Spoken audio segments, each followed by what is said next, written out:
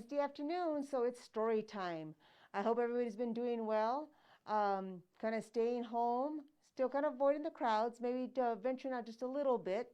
Particularly moms or dads, if you've been vaccinated, that's great. If you haven't been vaccinated, several places are now vaccinating for COVID vaccine. The 16 and older are now eligible for the COVID vaccine. All right, so if you haven't been vaccinated, or if you some of your teens, 16 years and older, I would advise them to all get vaccinated, so that way we can start enjoying a little bit more activities. I know people are still out, are going out and about, but we still need to wear our mask.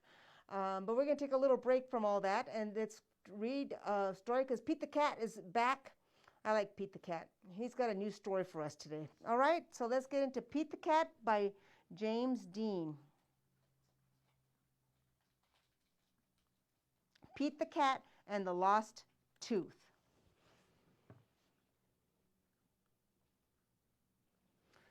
Pete lost a tooth.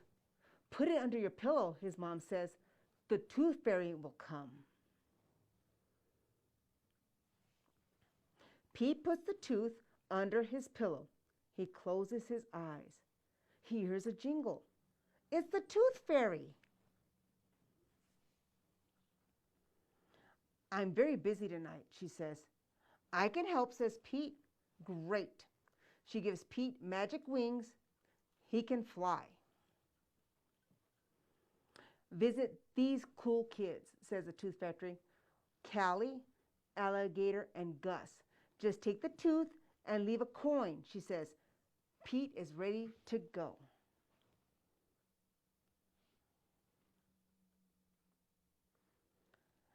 Callie is first on the list. There is Callie's lost tooth. Pete takes the tooth. He leaves a coin for Callie. Alligator is next on the list. Look, Alligator's lost tooth. Careful, it's very sharp. Pete takes the tooth. He leaves a coin for Alligator. Gus, the platypus, is next on the list. Uh-oh. Where is the tooth? The tooth is not here. The tooth is not there. The tooth is not anywhere. Where is Gus's lost tooth? The lost tooth is lost. Does Pete panic? Nope. He knows what to do. Look, Gus is awake. Where's your tooth, Gus? Pete asks. Platypuses don't have teeth, says Gus. But I still want to be part of the tooth fairy fun. No worries, says Pete. Pete puts a coin under Gus's pillow. Thank you, Gus says. You're welcome, says Pete. Good night, Gus. Great work, Pete, says the tooth fairy. No problem, says Pete. Not everyone is the same, but being kind is always cool. There you go, Pete the Cat. He was out there helping the tooth fairy. Now, Mom, Dad, some of your little ones may have lost their teeth already. Around about 5, 6 years of age, your kiddos may start losing their front teeth, particularly the top two. Those are usually the first ones to fall out. Now, when their teeth start falling out, I know it can be very dramatic. The kid may not even tell you their tooth is loose. They may start wiggling it with their tongue, and they accidentally knock it out when they brush their teeth. I know one kid that had his tooth hanging by a little piece of tissue, and every time he talked, it just kind of blew in the wind. And when he brushed his teeth, it fell out. So he was too afraid to pull it out. So, Mom, if you see it very loose, sometimes they can be a choking hazard, but for the most part, kids usually do let you know. And then with a cloth, you can just kind of gently pull that out. But I've had other parents who stated that they didn't even know their kid's tooth was loose, and then the kid comes and brings it to them. And, this is something that occurs, but you want to make sure that when you're cleaning your kid's teeth, you take note, are there any loose teeth around?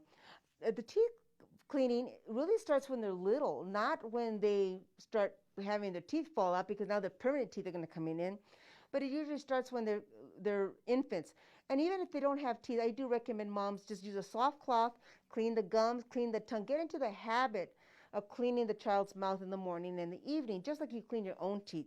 So when they do have teeth, then you can just gently clean those teeth, and they're getting used to the process of having their mouth cleaned. And when the teeth come out, and around toddler age, they really start to want to brush their own teeth. Well, you know they're not going to do a very good job. But go ahead and give them the toothbrush. Tell them, clean your teeth. And they will clean, and they'll do whatever they want. And then you go, let me see your shiny teeth. Oh, you missed a spot. And then you get in there, Mom.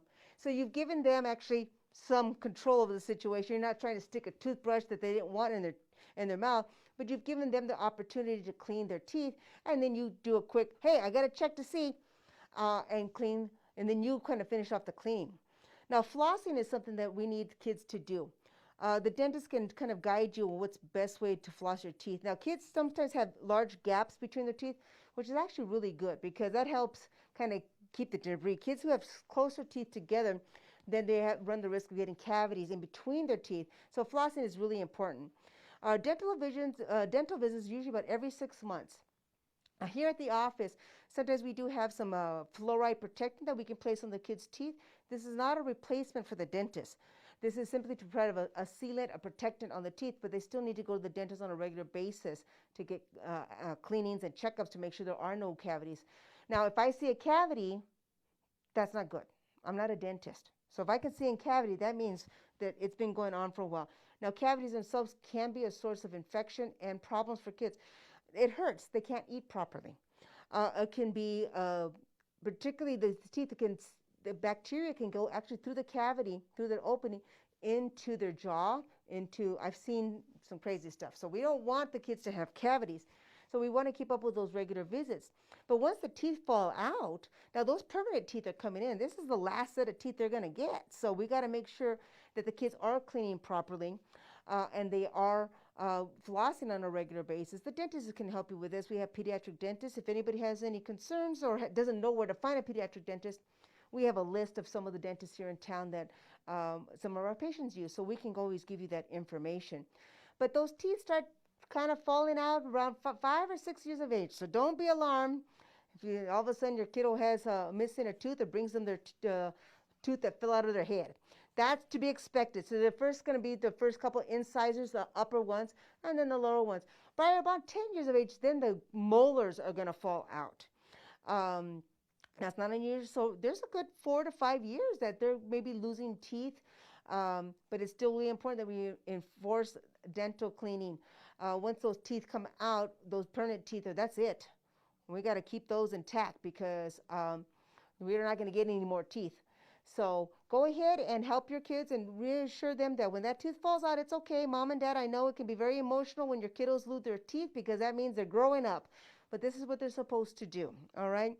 Help them keep their teeth clean, and then keep an eye on them as they get older when those teeth start falling out. And then Tooth Fairy, you work hand in hand with the Tooth Fairy, decide on what the price of those teeth are worth. So Mom, you got to talk to the Tooth Fairy. Dad, you got to kind of coordinate with her to see what the Tooth Fairy is going to bring for those precious little baby teeth that your kiddo has now lost. So don't be alarmed. Keep those teeth clean, all right?